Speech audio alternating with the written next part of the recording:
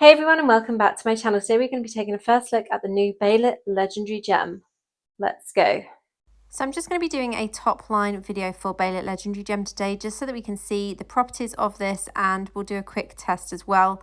I'll warn you now, the test dummy doesn't always work well in the test mode, so figures may be slightly different when the gem is actually live in game. So Crimson Behelit rank 1 increases resonance by 30 plus 12 combat rating. Your Behelit activates in response to your overwhelming desire, granting you the Behelit power you seek the most. While above 50% life, dealing damage grants you Behelit's Wrath, increasing your damage by 10% for 6 seconds. When you fall below 50% life, you gain Behelit's Mercy, reducing the damage you take by 10% for 6 seconds. Each Behelit power has its own separate cooldown. Behelit's Wrath has a 20-second cooldown, and Behelit's Mercy has a 60-second cooldown. So that is Crimson Behelit at rank 1. We're also going to look at this at rank 10 and see the difference in the numbers, because obviously there will be some slight differences for that. So not too bad for rank 1, to be honest, and obviously those numbers will increase as you rank it up. So for rank 10, increases resonance by 300 plus 66 combat rating. Your Behelit activates in response to your overwhelming desire, granting you the Behelit power you seek the most. While above 50% life, dealing damage grants you Behelit's Wrath, increasing your damage dealt by 30% for 6 seconds. When taking damage below 50% life, you gain Behelit's Mercy, reducing the damage you take by 30% for 6 seconds. When Behelit's power triggers, it releases a scream of terror at the enemy's location, fearing nearby enemies for 1.6 seconds. Each Behelit power has its own separate cooldown. Behelit's Wrath has 20-second cooldown, and Behelit's Mercy has 60-second cooldown. Increases chance to find magic items by 10%.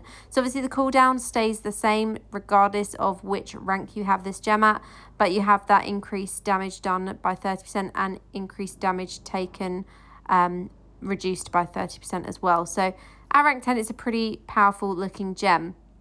So doesn't sound too bad on paper. We're going to test this at the dummy now. As I said, this may not be a completely accurate test. I just wanted to give you an idea of what it looks like. So currently I have Carson's Invigoration rank 1 equipped. So we're going to do a 30-second test for the build without this gem, and then we're going to do a 30-second test for the build with this gem. Now I'm not using the bottom skill on this setup because I had the wrong essences equipped, and I just wanted to make a really quick look at this for you anyway, just so that you can get an idea of how this gem works. And we'll also be able to see the effect of it when we test it out on the dummy as well, because it has got some cool looking effects for that gem, so it's kind of easy to track when it triggers. So in 30 seconds we've done 42.1 million damage here, and that is obviously without the Crimson Behelit Legendary Gem equipped. So that is with Carson's Invigoration equipped, which is also rank 1. It's the only other gem that I could replace it with, and I had to get that from the Hills Trader. So now we've got Behelit rank 10. Let's try that again. Behelit rank 10 is now active, and we're going to do a 30-second test once again. So you could see for a moment there it did actually activate on my character, so we're just going to wait for the cooldown on that and some of my skills to cool down, not skills, some of my legendary gems for the cooldown to pass on those as well, so they'll be ready to use for this next test. So the number we're looking at beating is 42.1 million, so we should be beating that by 30% in theory, because that is what the Behelit effect should be doing, and we're obviously more than above 50% life. We're at full life here. So you can see the effect of that gem on my character. It comes up with the eclipse above your character's head, and we'll see what damage we can do from this with this gem equipped. Obviously you can see I've got the summons here as well from Echoing Shade. So the test won't be 100% consistent here because of having those summons, but I just wanted to give you a little bit of an idea of how the gem works. So coming up to the 30-second mark, and we're at 48.4 million damage. So there is an increase in the damage there. Not quite as much as I expected, however.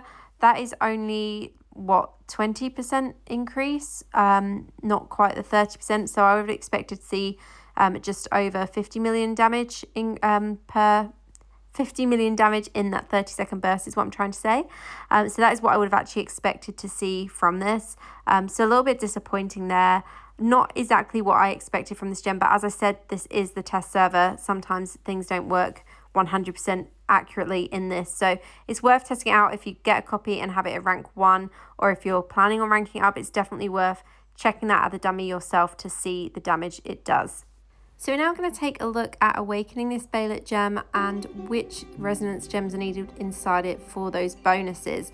So I am hoping I'm not going to get in trouble for using the orbs on this test character, but that's the only way I can check which resonance gems are needed for this. So we're going to go ahead and get that Dawning Echo so that we can awaken it and see which gems are needed inside of Behelit.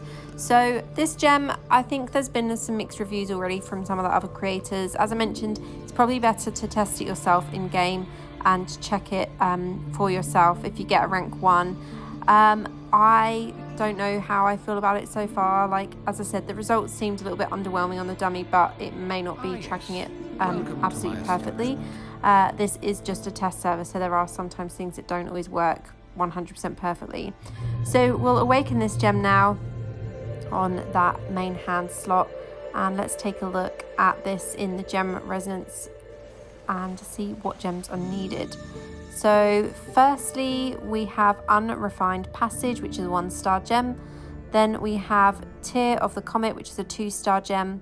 And finally, Igneous Scorn, which is another 2-star gem. So all of those gems are pretty easy to find and craft as well. So not too bad there on which gems are needed inside it. At least it's not 3 2-star gems or something like that, because those would be a total nightmare to rank up.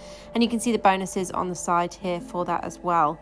So that is pretty much it from me for this video. I wanted to just do a top line test for it and a top line look at this gem. I know a few people are interested in it. Let me know your thoughts in the comments, and I'll see you in the next one. Have a great day. Official Diablo Partner.